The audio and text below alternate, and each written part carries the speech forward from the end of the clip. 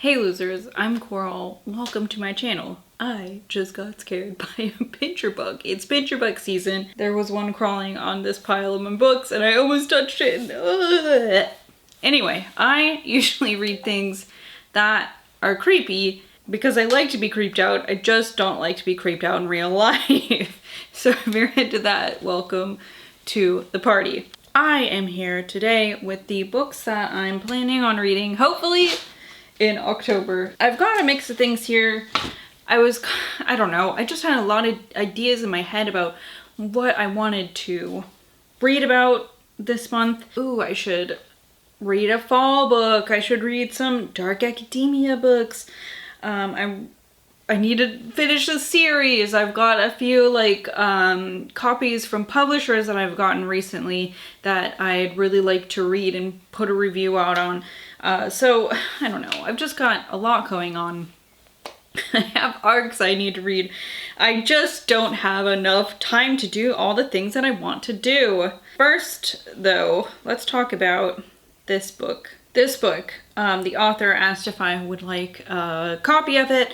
I said yes. I asked for a digital copy of it instead of a hard copy because I figure I'm not expecting to not like it, because actually I was so stoked that he reached out to me about it because Apocalypse Party Press put this out. So I followed their social media and I saw this book and I was like, hell yeah, this looks so cool. And then a couple weeks later he reached out to me and asked if I wanted to review a copy. So I am anticipating that I'll like it.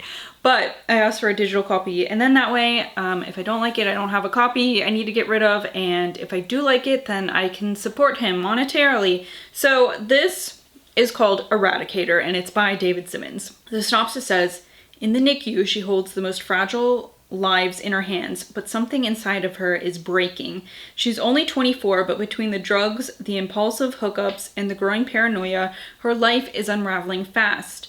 All she knows is that it feels good, powerful, like a new version of herself is taking shape, and when it does, people are going to die.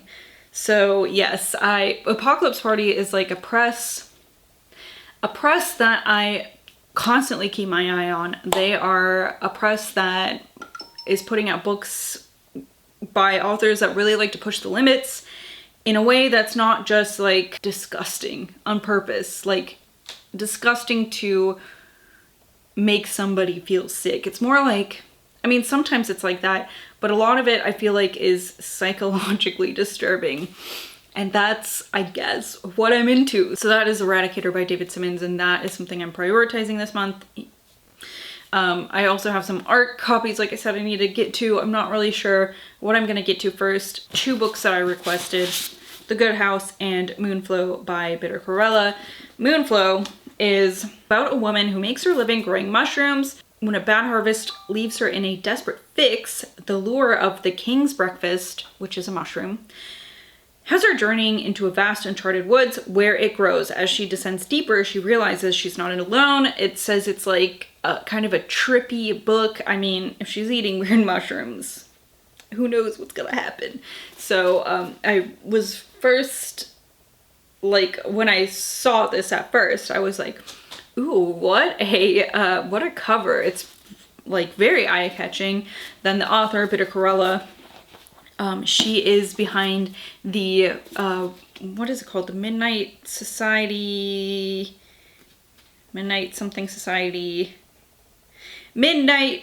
Pals is where you can find her on Blue Sky.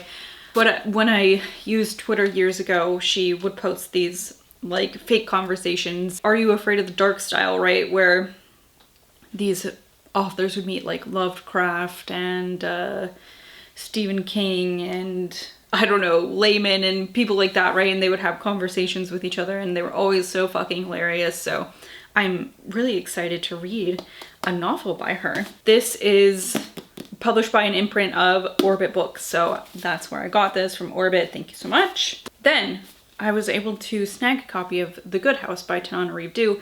This one is from Saga Press, and this has the awesome new cover that is being printed with these reprints, reissues. This is a book about, I believe, a woman inherits her grandmother's house, and it's kind of a well-known house in the community. They call it The Good House, But something happens and the woman, Angela, thinks that her son has done something to awaken something sinister on the property. So it sounds great. I love Tananarive too, one of my all-time favorite authors. Like, I have not read a single thing she's written where I'm like, that's just okay. It's like, it's all fucking good. So this is great. This one is a little bit older. It was published in 2003.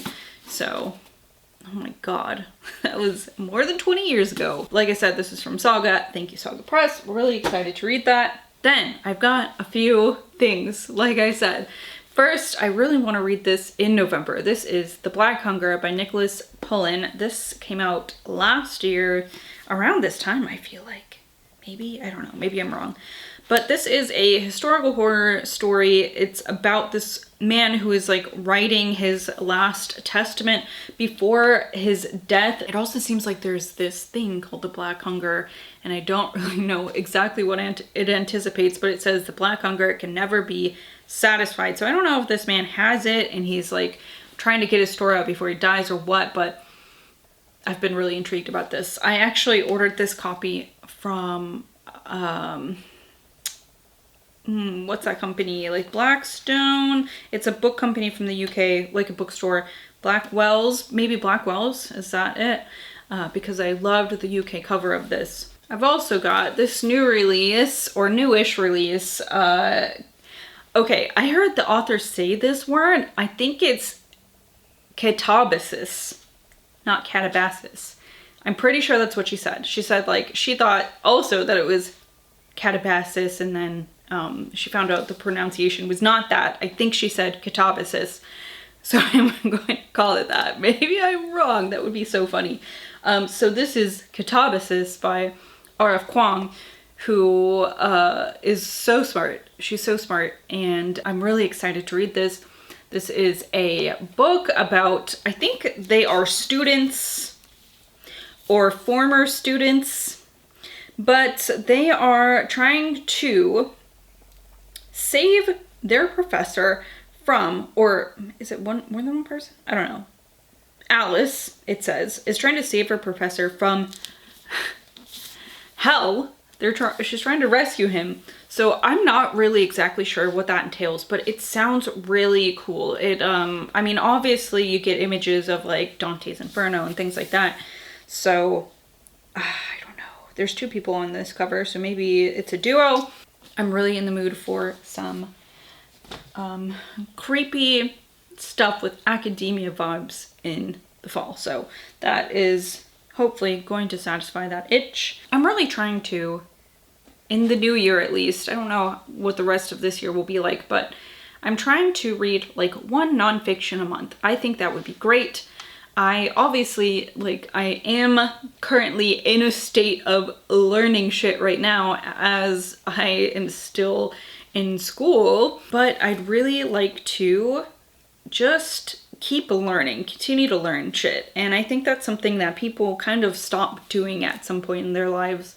And I don't think that's good for you. I think that learning is good. I think there's an endemic of people shutting themselves off to new information and stuff like that. And information that is real information and not made up shit that they've just seen 20 times, because the internet is an echo chamber. Or social media, I should say, is an echo chamber. So, in spite of recent events, in spite of recent political events, I am picking up some stuff about World War II, in particular the doctors in the concentration camps, the death camps in World War II. This is The Nazi Doctors by Robert J. Lifton, Medical Killing and the Psychology of Genocide. So that will be some nice light reading here.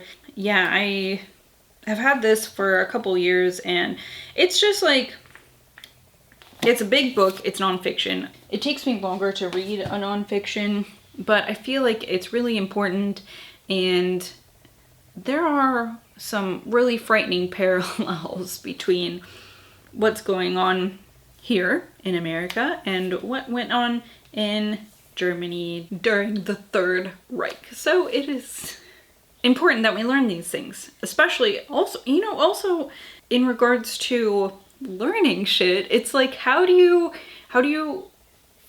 I guess history in particular, how do you know how to act going forward if you don't know the mistakes that people have made before you? Like, you're just bound to repeat the same things over and over, and you don't progress because you're just stuck in a loop of doing the same shit, learning the same mistakes, doing it over. And then your kids are born and they do the same fucking shit you did over and over. And so it's an important thing that I think we forget to do after we're out of high school or college or whatever your last level of schooling was. And not to be like uppity about it or anything, or but I just really think it's an important thing, and I think that we aren't doing it enough. So that is my soapbox for today.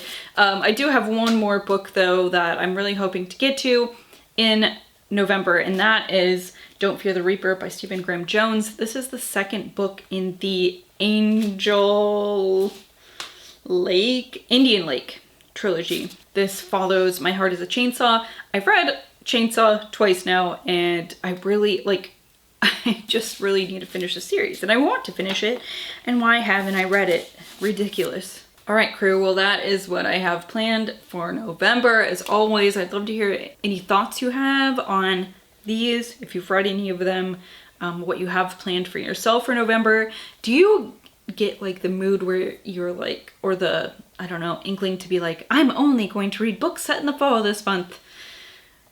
Because I get that, but then also I'm like, I'm gonna get so, I just have like 5 million ideas, and I have to like pick one thing from each idea, otherwise I don't get to do all the things that I want to do, and I don't know. Brains are weird. So anyway, thank you for watching. I will see you later. Goodbye.